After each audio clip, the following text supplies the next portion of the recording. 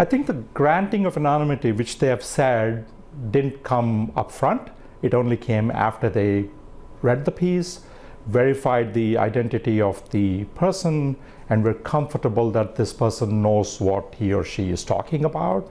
And then they weighed that against, would we be able to run this kind of a piece without the anonymity? And the answer clearly was no. And so I think that's the call they made. I think they really weighed the public interest in kind of knowing this. And in that sense, I think, at least to me personally, it feels like the value of this information outweighed the occasional granting of anonymity. So the use of a senior administration official is not uncommon. You'll find that in a lot of news stories as well when such anonymity is granted.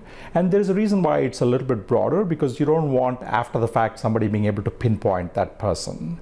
At the same time, you use it very deliberately because that person or what they've said has to be something that they have access to, they were in the room, and they're part of that kind of proximity, in this case, to the President of the United States.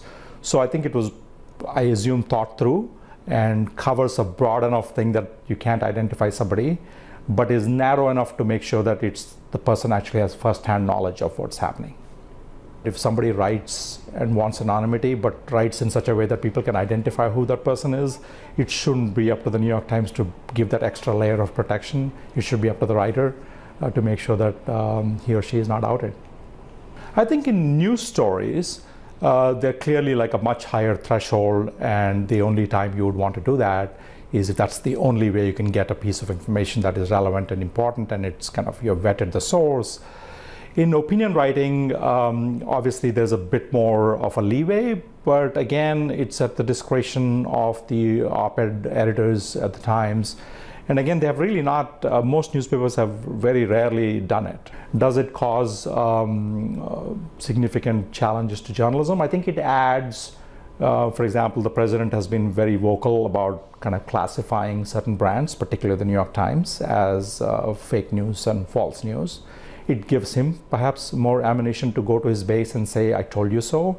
These people don't have even the courage to kind of tell me who my enemies are.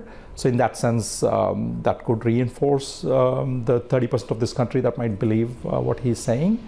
But I don't think that it is going to have any lasting impact on the New York Times or on journalism.